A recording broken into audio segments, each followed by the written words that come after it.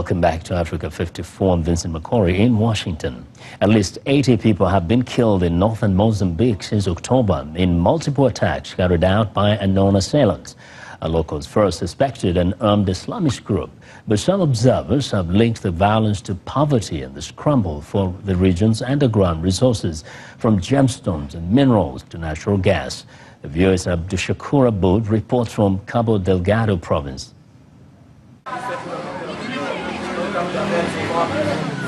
As night falls, villagers here in northern Mozambique province of Cabo Delgado hide in their homes or take refuge with relatives in other towns ever since an outbreak of sporadic but deadly nighttime raids.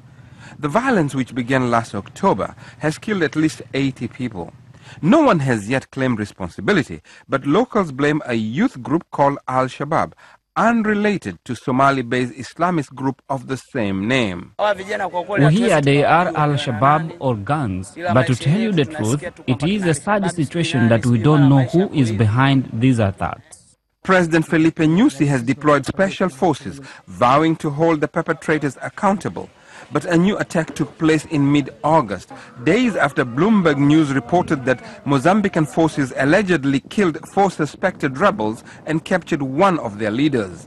VOA has not been able to confirm the report, but contrary to early reports, the attacks may have little to do with religion. Those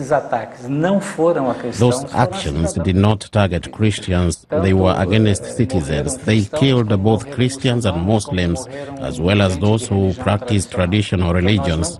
We do not have religious problems. Instead, money, or the lack of it, is fueling unrest, says the head of Sekalakani, a non-profit group that monitors mining and other development in Mozambique. It's still not very clear as to what are the main causes, but definitely poverty is there as one of the main causes. World Bank says nearly half of Mozambique's 29 million residents are poor. In Cabo Delgado, most subsist on farming and fishing, and few have electricity or plumbing. But there is a lot of wealth underground. Besides rubies and other precious stones, the province has one of the world's biggest natural gas reserves and the largest deposit of graphite used in electronics and steel manufacturing.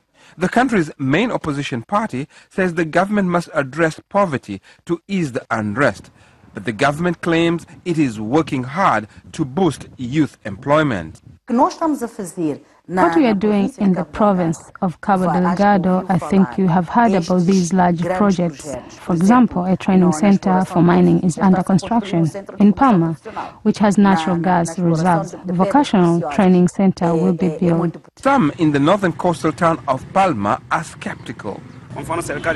Our government is doing nothing to help us. Here in Palma, for example, they have discovered gas and the government is getting a lot of money. But the people who are benefiting from this new wealth are the ones from outside our region. They come, take the wealth and leave. We are getting nothing. Locals hope the extraction of natural gas and minerals will improve their life. So far, they are still waiting. Abdushakur Aboud, VOA News, Cabo Delgado, Mozambique. The campaign to get youth involved in governance appears to be gaining traction across the world. A survey conducted by ORB Media shows that many young people in Africa and in other parts of the world tend to be more involved in informal political activities such as protests rather than actual political contests. What goes on in the mind of an average Nigerian youth? Go to school, graduate with good grades, get a job and a wife, and live happily ever after. According to a survey by Orb Media, a large percentage of young people in Nigeria under 40 years of age are not interested in politics. The survey, conducted from 2005 till 2018, shows that young Nigerians prefer the democratic system of government to other forms of government. But political discussions among these segments of the population tend to be limited to the social media. The youth tend to be more active in public protests and demonstrations, leaving active political engagements to people over 40 years of age. For these young people who do not vote, the corruption in the system negates the principle of democracy and makes them lose interest in the process.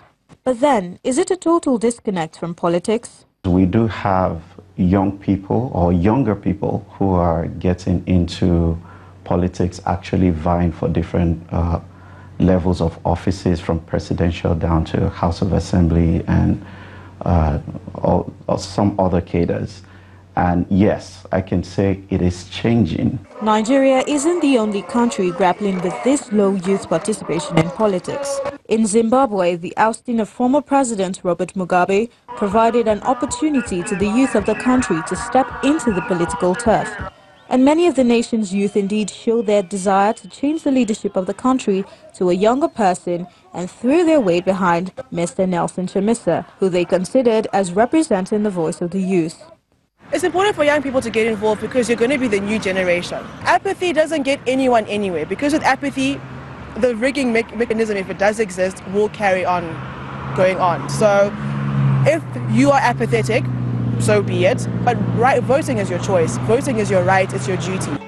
Although the result of the election wasn't what they expected, the chance to make their voice heard was more than enough.